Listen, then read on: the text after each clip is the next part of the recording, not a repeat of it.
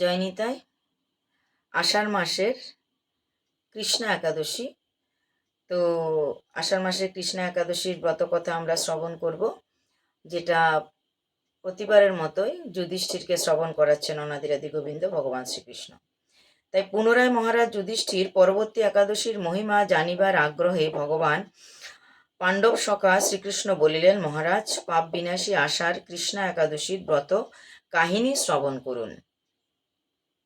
পুরাকালে ব্রহ্মানারদ সংবাদে শ্রী ভবিষ্যৎ উত্তর পুরাণে যথা ব্রহ্মা বিশ্ববাসীর হিত কামনায় ভক্তশ্রেষ্ঠ নারদ ঋষিকে বলিলেন, নারদ, আমার সৃষ্ট মানবের পরম কল্যাণের নিমিত্ত আমি যে একাদশীর ব্রত মহিমা ও বিধান বলিয়াছিলাম, তুমি তেমনি মানব সমাজে এই একাদশীর ব্রতের অনুষ্ঠান প্রচার প্রসার করো।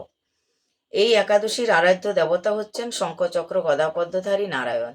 কিন্তু এই নারায়ণের অন্যান্য আরও নাম আছে, যেমন তিনি শ্রীধর, হরি, মাধব, মধুসূদন ইত্যাদি ইত্যাদি বিভিন্ন নামে তাকে অভিহিত করা হয়। তো এই একাদশীর নাম হচ্ছে কামিকা। এই একাদশীতে উপবাস পূর্বক যথাবিধি বিষ্ণু পূজা করিলে যে ফল লাভ হয়, তাহা গঙ্গা স্নান করিলে অথবা কাশী, নৈমিষারণ্য, পুষ্কর তীর্থে যাওয়ারও যে পুণ্য হয়, সে পুণ্যর থেকেও অনেক বেশি হয়। এমনকি কেদার, কুরুক্ষেত্র সূর্য গ্রহণের সময় যে নাম করি, তার থেকেও অনেক বেশি হয়। পাপ ভরা সংসার সাগরে নিমগ্ন মানবগণের সর্ব প্রযত্ন সহকারে এই কামিকা ব্রতে শ্রীহরিকে তুলসী দ্বারা ভক্তিভাবে পূজা করা অবশ্যই কর্তব্য। চিত্ত সংযত করত রাত্রি জাগরণ করিয়া চন্দন তুলসী পুষ্পাদি দ্বারা পূজাপূর্বক শ্রীহরি কীর্তন বিধেয়, অর্থাৎ একাদশী ব্রত করে আমরা অবশ্যই কীর্তন শ্রবণ করতে হবে, ভগবানকে অর্চন করতে হবে, বন্দন করতে হবে, প্রণাম করতে হবে এবং ভগবানের হরিকথা শ্রবণ, হরিনাম সংকীর্তন ইত্যাদি ইত্যাদি করতে হবে। মহারাজ, তুলসী মঞ্জুরি দ্বারা পূজায় কেশব যেরকম খুশি হন বা প্রসন্ন হন, রত্ন মণিমুক্তা বৈদুর্য মণি প্রবালাদি দ্বারা পূজা করিলেও কেশব সেরকম সন্তুষ্ট হয় না। তাহলে বুঝুন ভগবান শ্রীকৃষ্ণ বা নারায়ণ তুলসীর মঞ্জুরিতে কত প্রসন্ন হন।